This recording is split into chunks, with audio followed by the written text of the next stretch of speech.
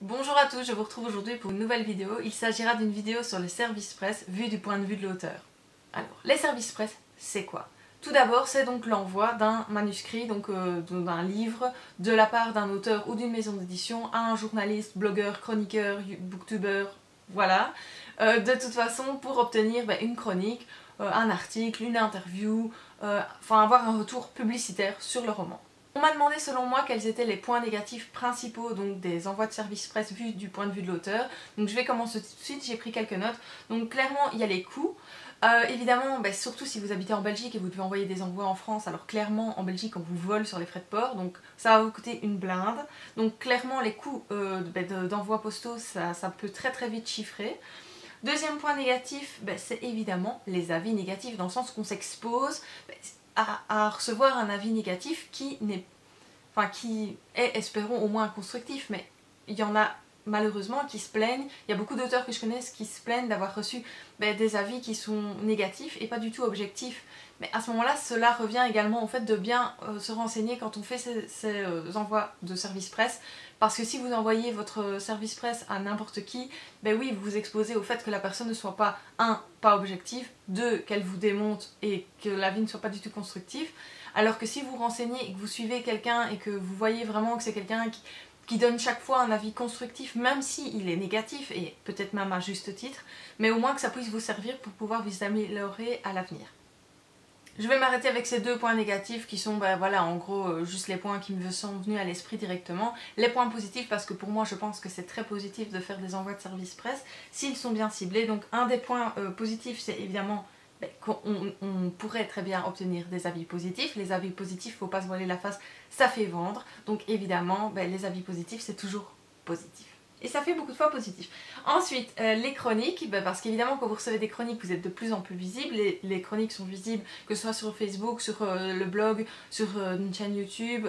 C'est évidemment, ça vous donne une visibilité vraiment énorme, surtout si la personne a beaucoup d'abonnés, beaucoup de followers. Mais il n'y a pas que ça qui compte, mais c'est vrai que ça vous donne une énorme visibilité. Ensuite, évidemment, ça vous permet aussi d'avoir une présence sur différents médias. Donc par exemple, vous pouvez avoir une chronique d'un blogueur, d'un booktuber, donc ça par exemple là vraiment ça vous donne une exposition par exemple sur le monde de YouTube. Également de plus en plus de blogueurs, chroniqueurs ont une page Instagram, enfin un compte Instagram sur lequel ils arrivent à promouvoir en fait leurs chroniques et ça peut vous donner une énorme visibilité sur un public que vous n'avez pas forcément d'habitude. Autre point, c'est le fait que ça permet évidemment de s'améliorer, de se remettre en question parce qu'on reçoit évidemment des chroniques. C'est très rare les chroniques qui sont 100% positives, il y a toujours des petits points qui sont mis en avant et qui peuvent justement vous aider énormément à progresser dans votre écriture, dans votre outil de promotion, dans la qualité de vos romans selon les différents retours que vous obtenez. Et c'est déjà tout pour les points positifs et les points négatifs. Je suis restée vraiment pour vous donner les points principaux. Deux petites astuces rapides concernant les coûts exorbitants que peuvent atteindre les envois des services presse. Donc clairement, essayez de voir si la personne lit en numérique, parce que si la personne lit en numérique, ça vous évite de payer en fait déjà d'envoyer un livre papier qui vous a coûté, de payer les frais de port, donc clairement vous avez juste une version numérique à envoyer qui ne vous coûte rien.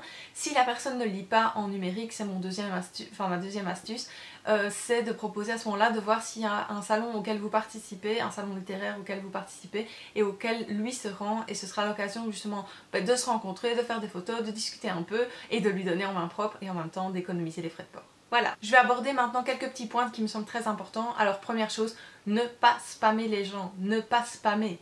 Deuxième point, ne jamais spammer les gens. Clairement, non.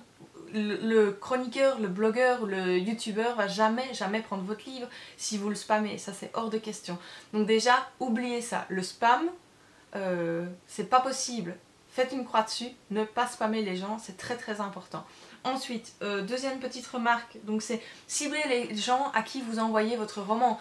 Dans le sens, bon, j'ai une petite anecdote, par exemple, j'ai rencontré une booktubeuse que je suis, je sais qu'elle lit de la romance, je sais qu'elle aime bien un peu tout ce qui est un peu dystopie, mais directement quand on s'est rencontrés, je lui ai proposé Rebelle, je lui ai proposé mon roman, ça lui a plu, on a discuté un peu, c'était vraiment une chouette rencontre.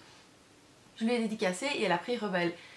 Et mon voisin de table lui a donné son roman, qui était un recueil de poésie. Et on voyait bien qu'elle essayait de lui dire qu'elle lisait pas ce genre de livre, mais lui il connaissait pas ça, il a juste vu entre guillemets son nombre d'abonnés. Et il voulait absolument lui refiler son recueil de poésie, donc elle l'a pris. Et depuis, le gars, à chaque fois que je le vois, il n'arrête pas de se plaindre qu'il n'a pas eu de retour, qu'il n'a pas eu de chronique, que ça lui a rien apporté, hormis perdre un livre. Oui, mais je veux dire, il devait déjà savoir à la base qu'elle lirait pas son roman, c'est pas son truc. Alors peut-être que on peut par exemple ne pas lire d'habitude des recueils de poésie, mais par exemple le chroniqueur ou le lecteur en général peut découvrir certains auteurs, avoir un coup de cœur ou être tenté par un certain type de poésie, je sais pas moi, et entre guillemets vouloir tenter l'aventure. Mais à ce moment-là, c'est le blogueur, le youtubeur ou le lecteur qui fait un pas vers l'auteur et pas du harcèlement entre guillemets pour donner son livre et essayer d'avoir de la visibilité et après se plaindre que la personne ne l'a pas lu, ce qui est normal parce que c'est pas son type, son style littéraire. Ensuite, n'acceptez pas toutes les demandes de service presse. Alors clairement, plus vous allez être visible et plus vous allez recevoir des demandes concernant justement des envois de service presse, fixez-vous un nombre limite par mois, par an, par trimestre et essayez de respecter ce chiffre. Autre petit conseil, c'est de fonctionner au coup de cœur et pas au nombre d'abonnés ou au nombre de likes. Enfin, soyez disponible pour le chroniqueur, le youtubeur, le blogueur, parce qu'il peut très bien avoir des conseils, des remarques, etc. Et c'est la moindre des choses de vous montrer disponible et de répondre à ces questions. J'espère que cette vidéo vous aura plu. Je compte faire une vidéo un peu parallèle, mais du point de vue du chroniqueur, du booktubeur, etc., du blogueur. Et je vais bientôt la mettre en ligne. Je vous dis à très bientôt pour d'autres vidéos sur ma chaîne YouTube, d'autres posts sur ma page Facebook et d'autres articles sur mon blog. C'était pas bien. Bonjour à tous, je vous retrouve pour une nouvelle vidéo et cette fois-ci ce sera sur les service presse, oui. Et je me rends compte que je parle très vite. Il met du chroniqueur, booktubeur enfin voilà, et youtubeur, je sais pas si je l'ai dit, enfin il y a beaucoup de trucs en heure. J'espère que cette vidéo vous aura plu.